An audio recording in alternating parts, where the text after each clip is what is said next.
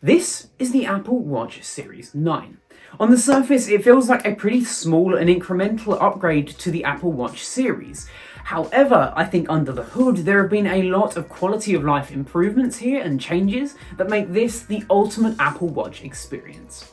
So in today's review, we're going to take a deep dive into the Series 9, discovering what I love, what I hate, and what I think really needs improving in order for this to be the ultimate in fitness wearables. Let's go.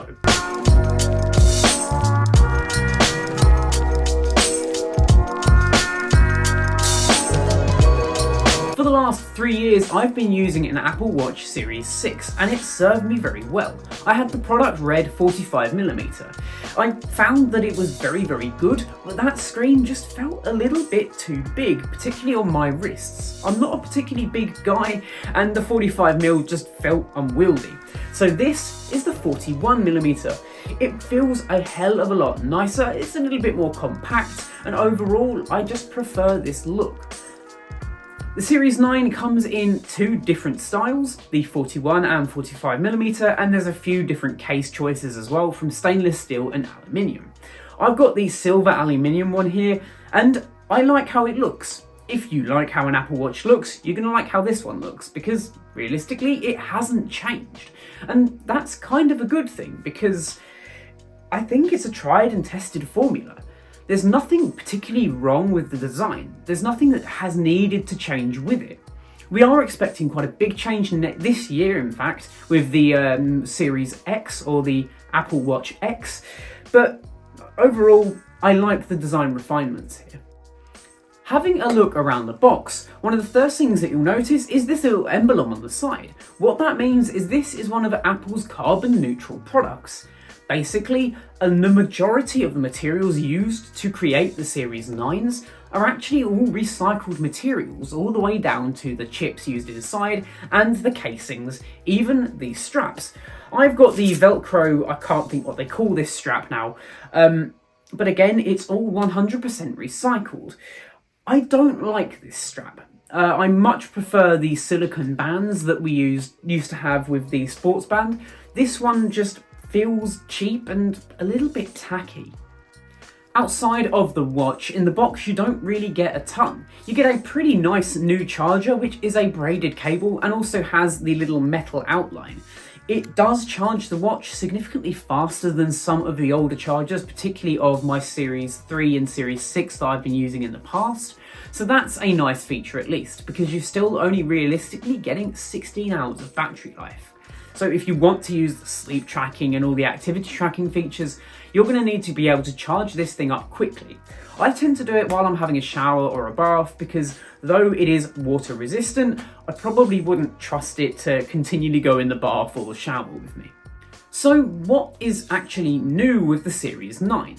Well, the majority of the things that are new are under the hood. We've got a new chip here, which I believe is the S16 chip. What that means is it can do a lot more of the Siri processing actually on device. And a lot of that is all to do with your health. You can request health data and health analytics through Siri, and it will be able to do all of that on device. It won't need to call out to Apple servers to get the answers that it needs. This is a really nice quality of life improvement because it means you get the data a lot quicker and you get your responses a lot quicker. Also, it's a lot more secure because no data is being transferred on and off of the watch. The screen is new here too. It's a lot brighter than it was in the past. That's one of the things that I noticed the most about it. It's a lot more bright and really useful, particularly when you're in direct sunlight. The one feature that was being sold to us with the Series 9 in the marketing is the new gesture feature, which allows you to just double tap to be able to answer your phone or reply to a text or do certain actions without having to touch the screen. Apple made a big thing of this because it's a whole new feature. However, they weren't really genuine about that, because that feature's been around in Apple Watches for quite a long time. It's just been hidden deep inside of the accessibility settings of the watch. Seeing it come to fruition here is pretty nice still, but you can certainly see that this is Apple trying to set the groundwork for people to be used to doing this gesture, because essentially that's what you're doing when you're using the Apple Vision Pro. So I can see what Apple are trying to do here. I appreciate it, but it did feel a little disingenuous saying that this is a brand new feature, because realistically, we've had it for quite a long time. So what is it that I love so much about the Apple Watch, and particularly the Series 9? I actually think it's its health tracking and its ability to connect to different devices and the equipment that I would use while working out at the gym.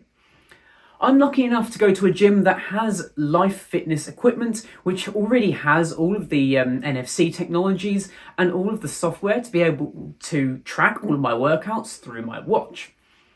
All I need to do is open up the workouts app on my watch, start the treadmill off, hold up my watch to the NFC tag on whatever machine it is, be that a treadmill, a bike, a rower, a Stairmaster, and all of the data that's on my watch will be transferred to the machine and vice versa. So I can have a constant heart rate readout on the treadmill to give me much better calories burnt, and it also helps to transfer all of my weight, height, all of that essential data that helps get you the best return data in terms of your calories burnt and things like that. All the features that we love from the Apple Watch series before are all still here as well. We've obviously got blood oxygen monitoring, we've got sleep monitoring, everything that we love and know from the Apple Watch is still here, and it's just been refined ever so slightly to be the perfect version of the watch. I would say, however, if you've already got a Series 7 or a Series 8, you're probably not going to benefit from something like the Series 9. However, if you're, say, on a Series 6 or before, the Series 9 may well be a good upgrade for you. Or if you're willing to wait a couple more months, maybe the Series X is going to be something big and a groundbreaking new design. I doubt that it's going to be that much different, but Apple have shocked us before, so maybe it will be. Of course, with every Apple Watch, there are some new fun faces here as well. The ones that really stand out to me are the Snoopy and Peanut ones. These are brand new with the Series 9 and they are pretty cute. I don't really see myself ever using them. I prefer the chronograph and the more useful styles of the watch faces like the one I've got right here. But the Peanut one is still pretty fun if you want a fun and expressive watch face. So there we have it, guys. That has been the Apple Watch Series 9.